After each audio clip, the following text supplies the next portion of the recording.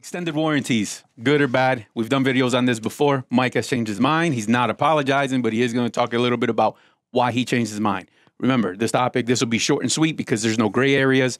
Either you do or you don't. So, we're not going to tell you what to do. At the end of the day, it's your business. It's your decision to make. We're just going to talk about some potential issues that you need to be aware of before you spend that money for a warranty. Yeah. So I'll kick it off with numero uno.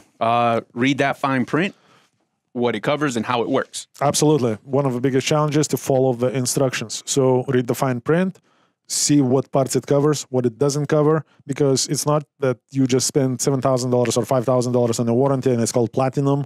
Yeah. It doesn't mean that it's covered. There are going to be rules of engagement, how you work with that warranty. And if you don't follow that, a lot of times you will end up paying it out of your own pocket. Yeah. So before we actually dive into that, the fine print, there are actual plans out there that will tell you this is subject to change without notice. That's a big to do.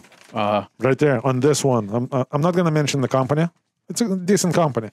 But yeah, it says right there, coverage is subject to change without notice. So that either means as you were driving to that dealer, it changed. That's okay because you'll know what, the new terms.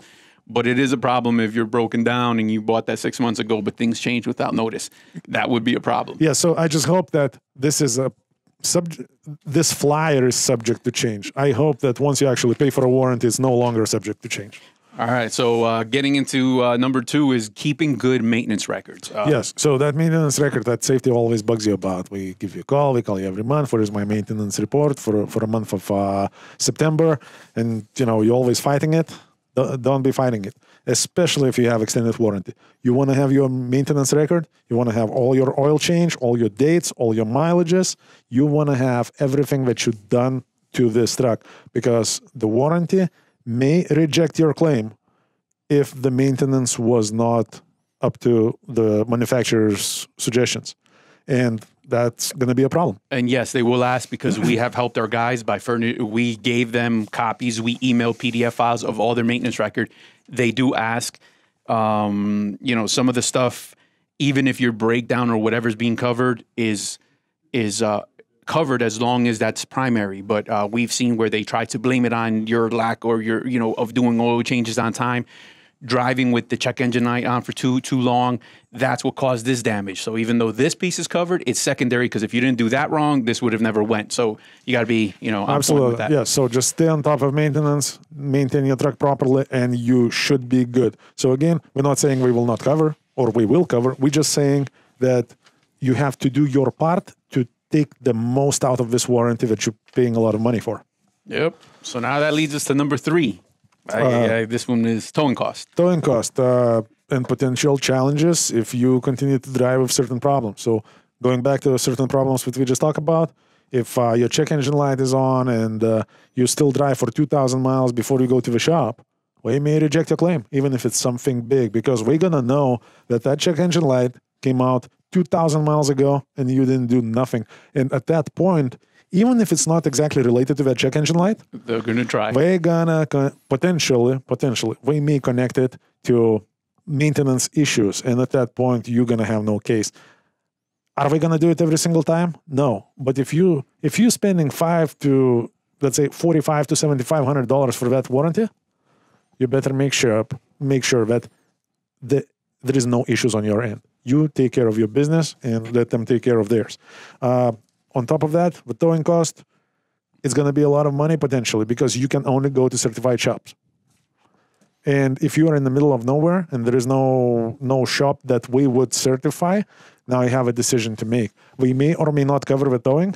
From what I've seen in those microscopic letters, it's we will cover the towing up to 50 miles with $150 deductible.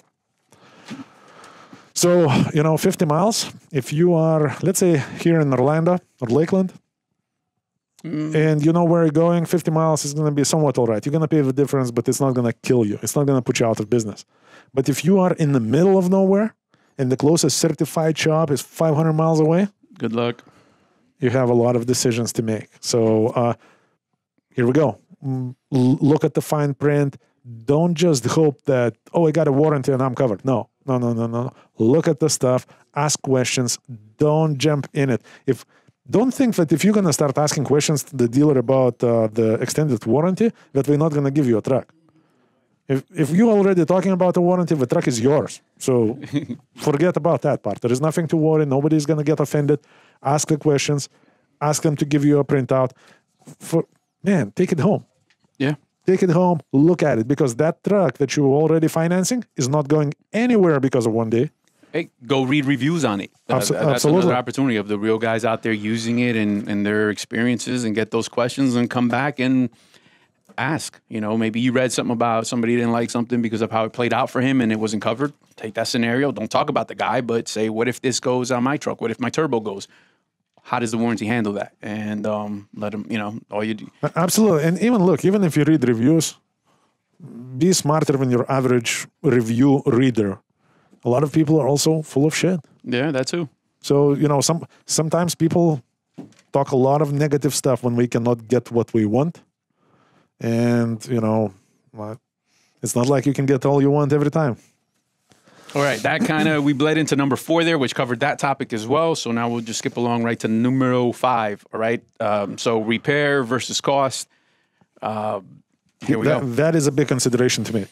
The challenge is, on the average, the warranty repair that's covered under those extended warranties are going to take anywhere between 3 weeks and 5 weeks on the average, because there is a process to follow.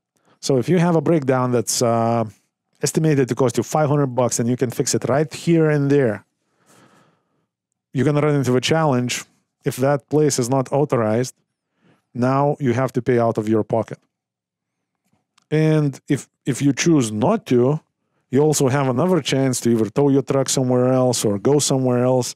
But are you willing to spend a month sitting on $500 problem when you, as an owner-operator, making all kinds of money a week? Yeah, I think that one's a simple, man. $500 for any owner-operator there, man.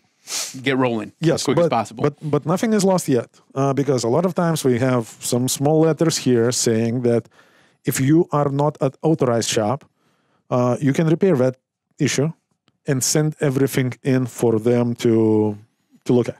Yeah. And if everything matches, then we're probably going to pay you back. But that process, if you thought repairs are going to take a while, that process is going to probably take a couple of months or more. So just be ready for that. All right, what next?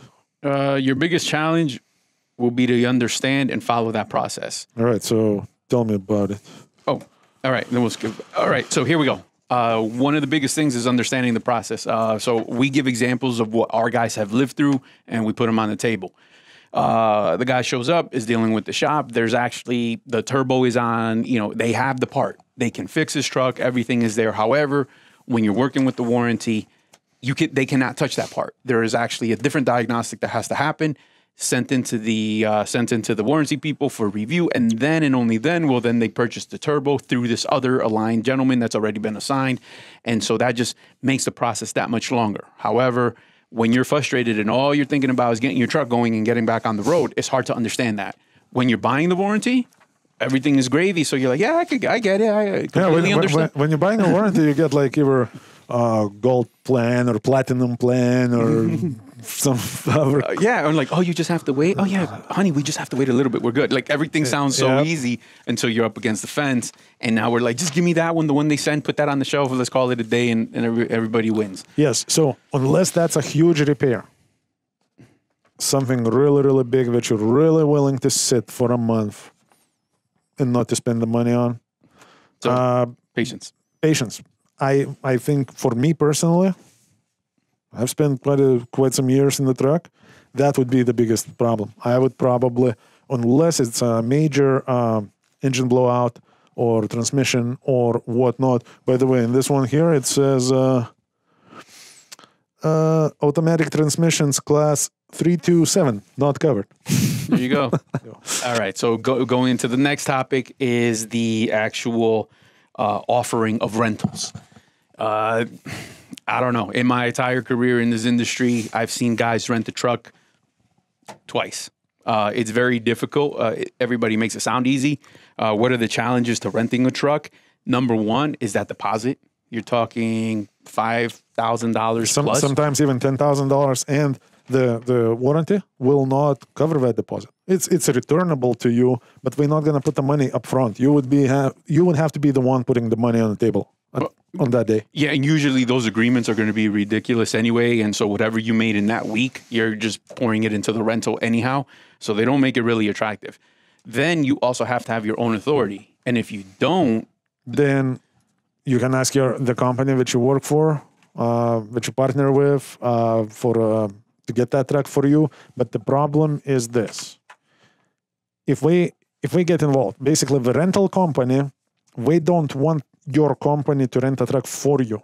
What we want that company of yours to rent for themselves, accept all the legal and financial responsibility for themselves, and give it to you.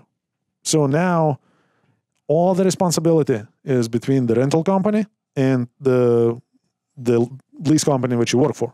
Yeah. So those are the two biggest hurdles, which almost makes it, in my book, almost impossible to get a rental. I'm not saying nobody has done it. I'm just saying it's not as quick, as easy, and sufficient. And it's not like it's always available, because sometimes, like in today's market, when people cannot even get trucks, yeah, those things. Good luck renting a truck, man. That's going to be a big, big challenge. A lot of companies, regardless if you're willing to put $20,000 on the table, we just don't have a rental truck. Yeah, don't forget, you're probably going to have to call your insurance company and add that VIN number. Like, there's a lot to do, man. So absolutely. All right. So that's kind of always overlooked. I don't think enough people ask enough details on how complicated it is. Pardon me. As it is right now, what I would do, if you're not sure, call Penske, Ryder, whoever rents trucks out there, and act like you need one right now and see what kind of credentials they need. That's why you hear it directly from them. And then when you're looking at a warranty, say, you have a concrete information to bring up some valid questions. So what's our next one, man? Well, the last one is just a generic. If you can't identify the problem, do not go for repairs to the truck stop. Go to the truck shop. In general, if you cannot at least somewhat guesstimate the issue on the truck, or if you don't know about mechanics and equipment, maybe you should not be an owner-operator, or maybe if you decided to be an owner-operator, you should get either a new truck or a lease of the brand new truck. Yeah. Then it's going to be a lot easier, because then you're dealing with factory warranty. Other than that, I say learn about your equipment. I remember back from my trucking day, you start feeling something or, hearing some noise.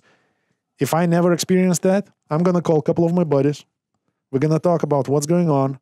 And 9 out of 10 times, I know what the problem is before I get to the truck repair shop. And at that point, I can make a good decision. What do you want to do? Do I want to just rush into the shop and fix it no matter what? Or I have plenty of safe driving ahead of me before I have to go to the shop? And that's going to make a difference like crazy. Yeah, and also, real quick, sometimes it's just educating yourself on that, because you're reading between the lines, like the automatic transmission 357, I think, whatever you mentioned before. No, class 3 through 7. Let me tell you, man, I would Google the crap out of that, because why is it there? It's not by accident. No, I think class 3 through 7, that's probably going to be, if we're talking about class 3 through 7 trucks, then I get it, because semi trucks are class 8. Mm-hmm. But if we're talking about class 3 through 7 transmissions, I have no idea what it is. There you go. So it could be transmissions, it could be trucks, but this question should be asked straight to the dealer. So there you go. All right, guys. So please like, share, subscribe. Stay tuned for more videos like this. We do them every day. Try to get here every day. We're trying to get it done every day, but we post at least once a month. And wait. But these guys are confused, man, because we started it off. Would you now buy a warranty? It depends. I would ask a lot of questions. And again, this video is not to sell your warranty or to change your mind. These are just considerations that you need to consider before you spend $4,500 to $7,500 on the warranty. Plus, you probably, if you're going to finance the truck, we're going to put it under your financing, so you're not going to really feel the hurdle of big numbers immediately. Right. But you're going to pay interest on it and all this other stuff. So what I would do right now, it would depend. I would look at what kind of truck am I buying, what kind of work I'm planning to do. At the end of the day, my internal calculations would be this. I would know immediately that I'm not going to be able to use it for everything. I would know that anything under probably under $2,000, You're fixing. I'm fixing it. Right. But it would give me a shot if there is something bad happening. So that's what drummed up this video, guys. Once again, we've seen warranties work under our roof in the last 2 years. Hands down, those owner operators will tell you, get the warranty. Finance it if you have to, but have something. And we also seen some that didn't. So. And these owner operators would give you a very different story. So at the end of the day, my observation of these two different groups of people, one group is realistic, patient, and able to follow the process. And the other group is just, I have a warranty. All right, guys, so we're going to leave it at that one. Please drive safe. Make sure you share, like, subscribe, drop some comments below. Your experience about warranties, good, bad, indifferent. If you can teach somebody out there, something, that'll be great. We're always looking to partner up. So if you are in that Central Florida area, actually anywhere in Florida, give us a call. We'll work something out. 863-342-5171. Let's partner up and drive safe, guys. All right, guys, take care. Hey, subscribe. Press that button, whatever it is. All right, guys. Bye.